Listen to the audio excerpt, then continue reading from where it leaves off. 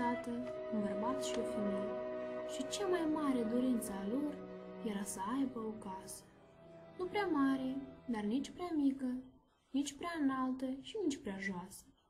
Și iată că într-o bună zi au chemat ei rudele vecinii și au făcut o clacă mare. Cum crezi? Din ce se face o casă? Au luat miezul pământului, l-au amestecat cu apă de izvor, i-au adăugat haina grânelor și iată așa am apărut eu, casa.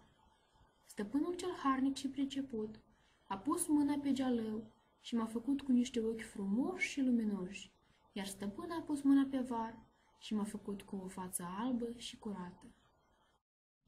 Au fost la casa nouă mulți musafiri pentru botezul meu și au adus multe cadouri. Veselia cântece, hărnicia belșug, omenia prieteni, bunătatea zâmbete și a fost o zi frumoasă și fericită. Au fost niște vremuri de neuitat. Am auzit râs de copil, cântec de leagăn, primele cuvinte, am crescut un boboc de floare. Dar totul este trecător. Copilul a crescut mare, iar dragii mei stăpâni au plecat în neuitare. Dar de la o vreme am aflat că noua mea stăpână nu mai vrea să trăiască cu mine, casa părintească. Visa la o casă nouă, mai frumoasă.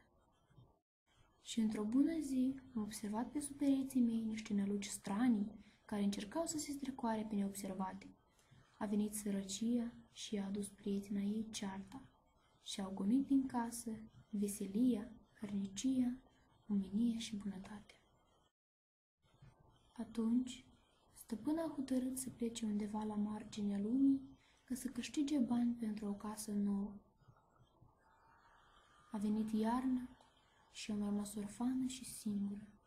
Și mi-era frig și mi-era foame și nimeni nu-mi deschidea ușa să mă întrebe ce mai fac și cum mă mai duc. Pereții mei s-au năruit, pengenișul a acoperit ochii și eram tristă și disperată.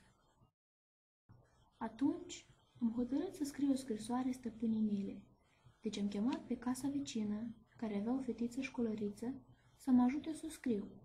S-a dus la cea mai bună prietenă mea școala și împreună am ticluit-o.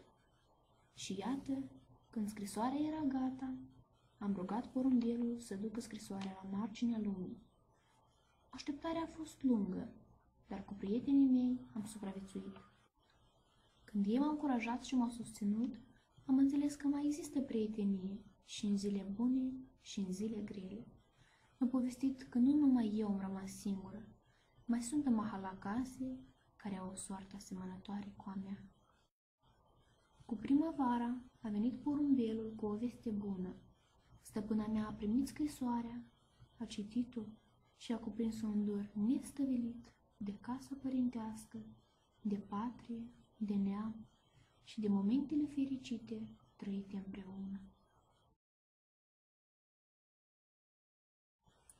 I-am poruncit porții să stea de veghe zi și noapte, să-mi dea de știre când se reîntoarce.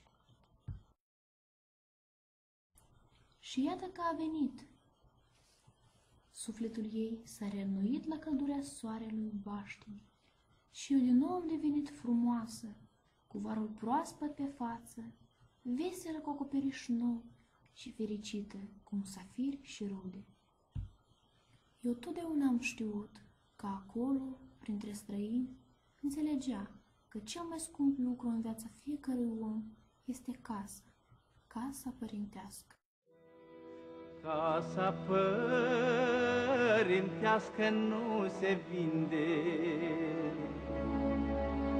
nu se vinde tot ce este sfânt. Încă vin copii s-o colinde